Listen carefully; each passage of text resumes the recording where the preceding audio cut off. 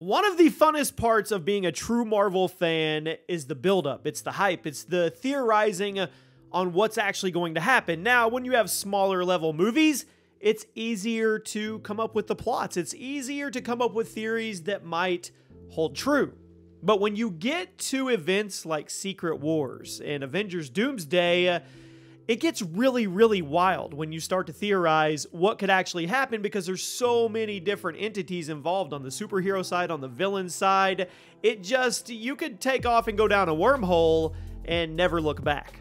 Welcome to the Multiverse, everybody. Jimmy here, and today we're going to go over why I think that Ultron is going to play a huge part in the future of the multiverse saga in the MCU. I mean, an absolutely massive part. And I know it's split.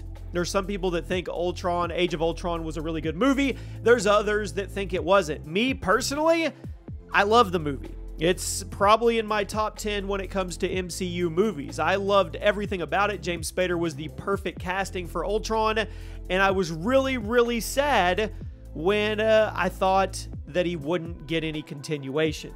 Well, today we have a good theory on how not only Ultron could make an appearance in the future of the MCU, but he could also play a pivotal role in Secret Wars, in the Ark. Now, we know that Robert Downey Jr. is Victor Von Doom. We know that, and we've already started theorizing on, is he just going to have the face of Tony Stark, or is it going to be from the What If comic line, and it's going to be a face swap, or he actually swaps into Tony Stark's body? We actually have a video that I put up yesterday where you can go see how we break down how we're going to get Tony Stark as Victor Von Doom and as Iron Man. I've said it over and over.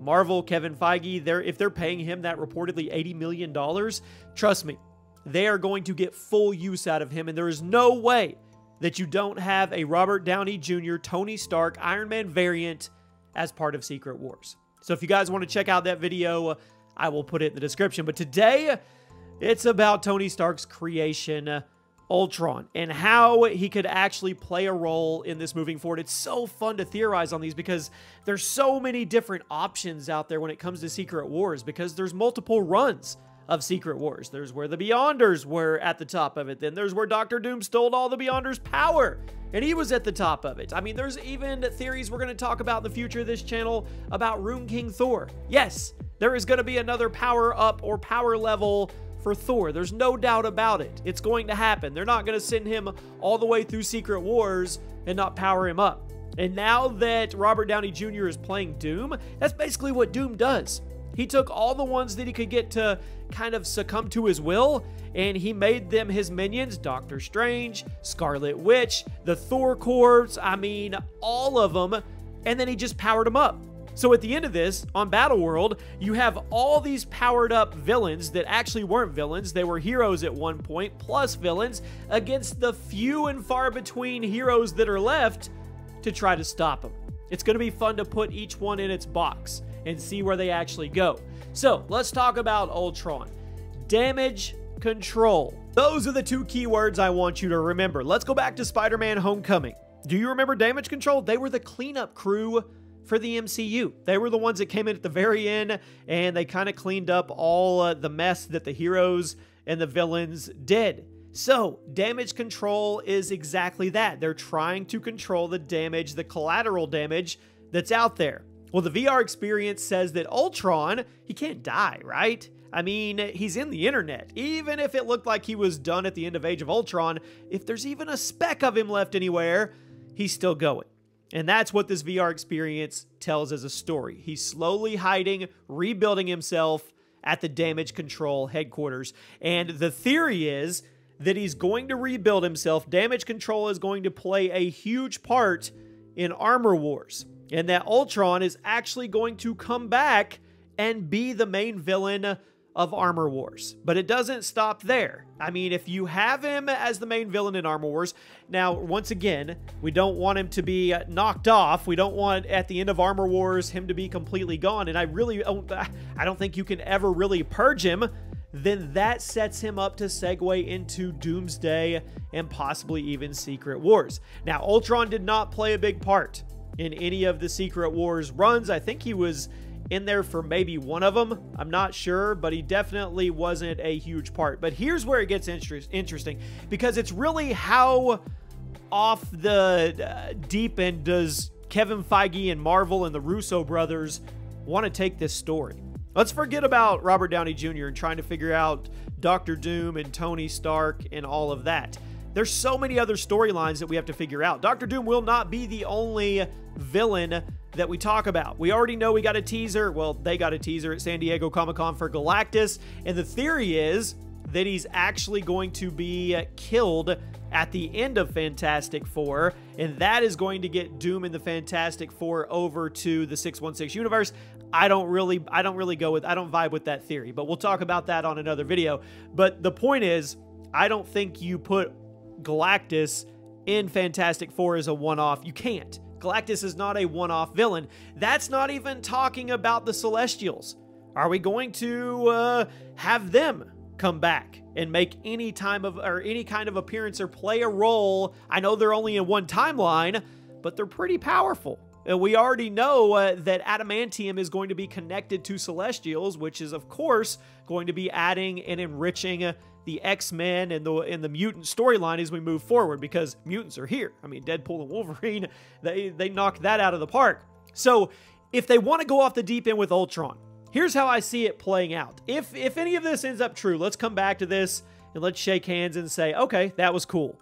So Ultron is hiding in the damage control headquarters, and he's rebuilding himself to be bigger, badder, and better than ever, right? That could be Armor Wars. That could be the main plot of Armor Wars. Then we get past that, barring they don't actually get rid of him.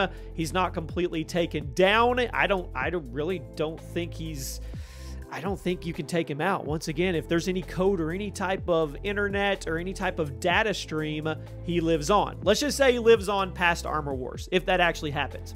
What kind of role would he play in Secret Wars? Well, we can assume that he would play a villain, right? I mean, that's kind of how it goes. Now, if Dr. Doom really thinks that he's trying to create Battleworld to save all of the people and all of who's left from all the incursions that are happening, and this is his way to make the perfect world, he's kind of like Thanos in that mindset, so be it. And then maybe Ultron plays as a sub-villain, or he's part of Dr. Doom's kind of squad that he overtakes and kind of molds to what he wants.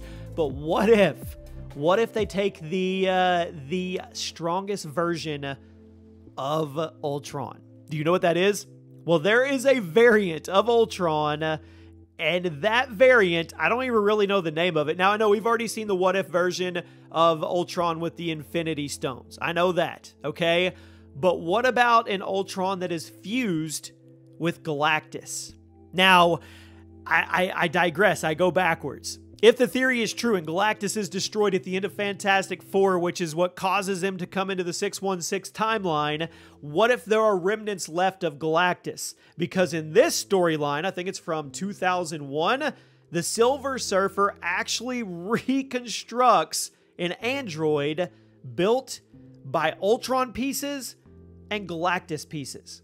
So Ultron is fused with the World Eater. I mean, it doesn't get much stronger than that. Would that not be absolutely wild to be on the big screen? Live action, you have Ultron fused with Galactus. And that would also solve the problem of Galactus being a one and done, because he technically wouldn't be. He would live on through Ultron, and Ultron would live on through him, and they would play a huge part in either Doomsday, Secret Wars, or both. I know, it is way off the deep end, but it sure is fun. Let me know what you guys think. I'm predicting that Ultron is going to play a role moving forward. I think he's coming back. I really, really do. I hope it's James Spader. I truly do. You can't really do another voice with that Ultron. He knocked it out of the park, and I think they can run him ragged. I think they can use him in so many different ways, and he's just one of so many different kind of storylines that we now get to figure out over the next 1, 2, 3 years. It's going to be fun. Let me know what you guys think. Make sure you're subscribed, and I'll see you soon.